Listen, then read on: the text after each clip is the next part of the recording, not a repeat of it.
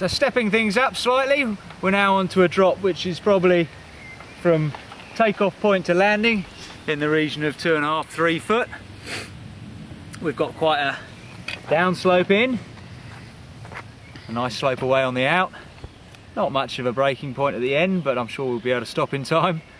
So we're just going to apply the same simple technique, the same push through. Now here the performance cues are going to start to rise. Anticipation can start to build up. You can feel the butterfly sometimes building up. That's going to lead to tensing and stiffening and lack of movement in what you're doing. So keeping a clear head and a clear focus and thinking through from the entry point right through the section to the exit is paramount. If you feel yourself tightening up or you get within 10 yards and you're not ready, that's your place to slow down and stop. Don't wait till you get to the lip, crack on the brakes and hope to stop before the edge. Think through the section. By the point of entry you need to be settled, thinking through to exit, completion and success. So having worked our way up from smaller steps into descent, smaller drops where our emotions are probably more under control and the fear of failure and the penalty for failure is lower, we're working our way up through best practice, through success, to slightly bigger and bigger drops. Still, this isn't exactly Red Bull Rampage stuff, but for a lot of riders this level is going to be pushing their emotional tier, pushing the psychological barriers of their riding, and that's where you need to keep the emotions in check. Think through the section to the exit point. Stay loose, keep the muscles from being too tensed, push through the lip, keep your head up, shift your hips back as you pass through the lip, extend through the bike. The same push through technique that we looked at off a step.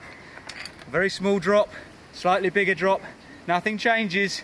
It's just got to be done more precisely. Now ideally, if you wanted to learn to jump in a very safe environment or as safe as possible, we'd remove all the performance cues. We wouldn't have a down slope into the drop so much, maybe a flatter top section. We certainly wouldn't have such a narrow landing. But essentially, whether that narrow landing is narrow or 3-4 times as wide, I'm going to be landing in the same spot. So it's more important not to get distracted by visual performance cues, looking down at a cameraman or looking to trees that you want to avoid, but look to where you do want to project, to where you do want to be next, and keep that positive mindset going.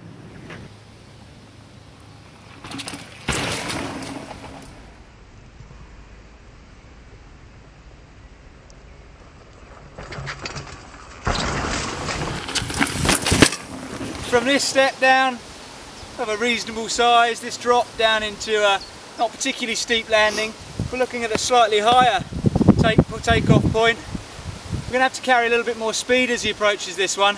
There's a lovely transition if you clear the flatter section and land on the downslope.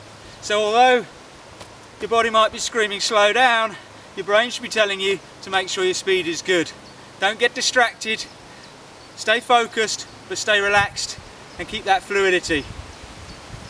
When Hag gets this right, as he pops off the lip and lands, there'll be very little in the way of noise and a nice smooth land.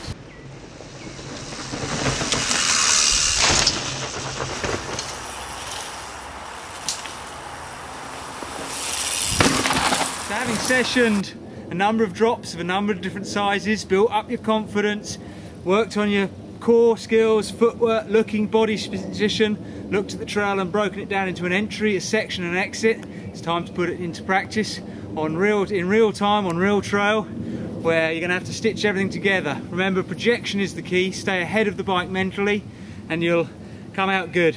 If you get caught in the now, things are going to start to get a little bit more sketchy. We're going to watch Howard coming down the trail, hopefully projecting way ahead of the bike. Looking through the section already, eyeing up the drop, coming through the corner as he comes through, dropping his heels. Watch this time as Howard approaches, watch his heel drop, the push through the bars, how his body position shifts, his hips come behind the saddle, extending forward, ready to absorb the impact on landing. Good energy management, not much noise from the bike, not much noise from Howard, and a nice smooth transition. Now get me down.